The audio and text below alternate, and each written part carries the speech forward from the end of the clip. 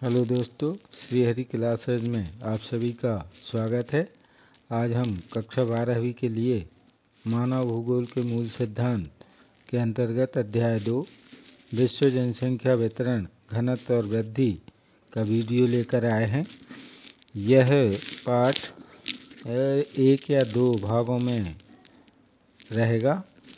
इसका पहला भाग आज हम लेके आए हैं। जो भी है हमारे चैनल पर नए हैं वो चैनल को लाइक, शेयर और सब्सक्राइब करें। बेल आइकन को दबाएं, जिससे हमारे नए वीडियो आप तक पहुंचते रहें। धन्यवाद। फर्स्ट क्वेश्चन है, नीचे दिए गए 4 विकल्पों में से सही उत्तर चुनकर लिखिए। पहला है, निम्नलिखित में से किस महाद्वीप में जनसंख्या वृद्धि सर्वाधिक है? इसका आंसर है अफ्रीका। दूसरा क्वेश्चन है, निम्नलिखित में से कौन सा एक विरल जनसंख्या वाला क्षेत्र नहीं है? इसका आंसर है भूमध्य रेखीय प्रदेश।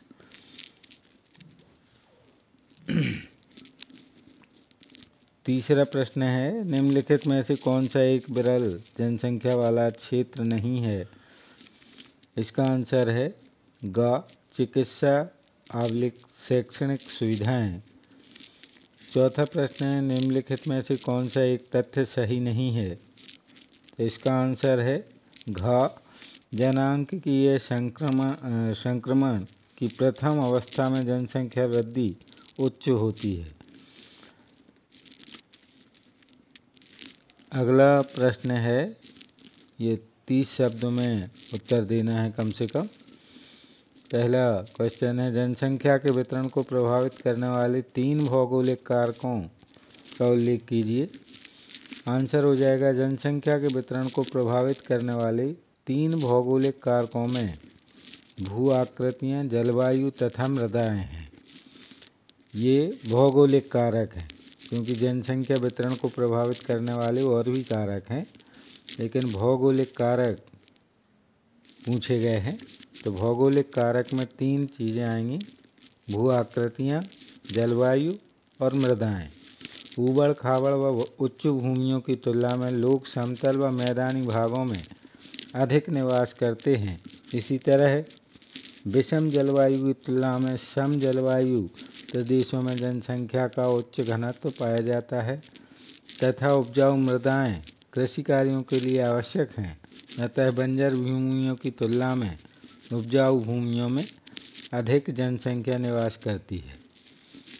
अगला प्रश्न है, विश्व में उच्च जनसंख्या घनत्व वाले अनेक क्षेत्र हैं, ऐसा क्यों है? उत्तर हो जाएगा, विश्व के जिन क्षेत्रों की जलवायु मानव व मानवीय क्रियाओं के लिए अनुकूल है, भूमि समतल व उपजाऊ है तथा जल व खनिज प्रचुर मात्रा में उपलब्ध है, वहाँ जनसंख्या का उच्च घनत्व पाया जाता है। संयुक्त राज्य अमेरिका का उत्तर पूर्वी भाग, यूरोप का उत्तर पश्चिमी भाग तथा दक्षिण दक्षिण पूर्वी व पूर्वी एशिया में उच्च जनसंख्या घनत्व के यही कारण हैं। जनसंख्या परिवर्तन के 3 घटक कौन से हैं? तो जनसंख्या परिवर्तन के 3 घटक जन्म दर, मृत्यु दर तथा प्रवास हैं।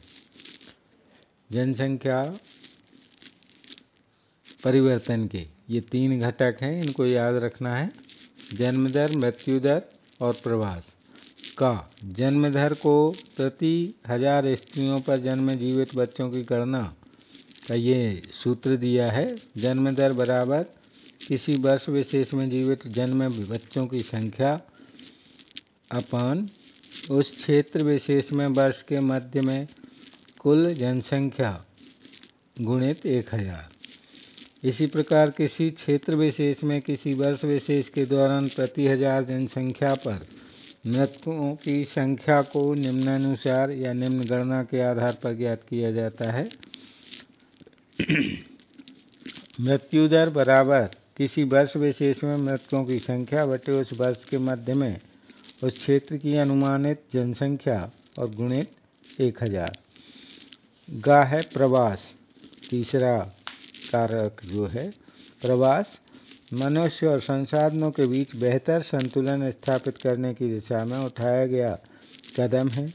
इसके अंतर्गत लोग प्रतिकर्ष कारकों के कारण एक स्थान को छोड़ देते हैं तथा अपकर्ष कारकों के कारण दूसरे स्थान पर जाकर बस जाते हैं। इस तरह दोनों स्थानों की जनसंख्या में परिवर्तन होता है। एक स्थान पर संख्या बढ़ जाती है, दूसरे स्थान पर कम हो जाती है, ऐसा। अब प्रश्न तीसरा है, निम्नलिखित में अंतर स्पष्ट कीजिए। जन्म दर और मृत्यु दर तो अभी पहले पढ़ चुके हैं। जन्म दर इसे प्रति 1000 स्त्रियों पर जन्मे जीवित बच्चों की संख्या की गणना द्वारा निम्न गणितीय सूत्र से ज्ञात करते हैं। जन्म दर बराबर किसी वर्ष विशेष में जीवित जन्मे बच्चों की संख्या बटे उस क्षेत्र विशेष में उस वर्ष विशेष के मध्य में कुल जनसंख्या गुणित 1000। जन्म दर किसी क्षेत्र विशेष की जनसंख्या वृद्धि के लिए उत्तरदायी 3 महत्वपूर्ण घटकों में से एक है। मृत्यु दर किसी क्षेत्र विशेष में किसी वर्ष विशेष की समय अवधि में प्रति 1000 जनसंख्या पर मृतकों की संख्या की गणना निम्न अनुसार ज्ञात करते हैं। मृत्यु दर बराबर किसी वर्ष विशेष में मृतकों की संख्या बटे उस वर्ष विशेष के मध्य में उस क्षेत्र की अनुमानित जनसंख्या गुणित 1000। तो ये मृत्यु दर ज्ञात करने का सूत्र है। इसी के माध्यम से हम मृत्यु दर ज्ञात करते हैं।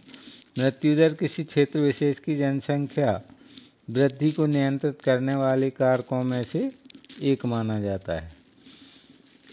प्रवास के प्रतिकर्ष कारक और अपकर्ष कारक में अंतर स्पष्ट करना है। तो प्रवास के प्रतिकर्ष कारक लोगों को स्थान छोड़ने के लिए बाध्य करते हैं जहां वह लंबे समय से रह रहे होते हैं। दूसरा है बेरोजगारी या जीवन यापन की निम्न दशाएं, राजनीतिक अस्थिरता व उपद्रव, प्रतिकूल जलवायु, प्राकृतिक आपदाएं, महामारियां व जल की कमी, ऊबड़ खाबड़ उच्च भूमियाँ लोगों के प्रतिकर्ष का कारण बनती हैं। इन सुविधाओं के न होने के कारण लोग स्थान छोड़ देते हैं।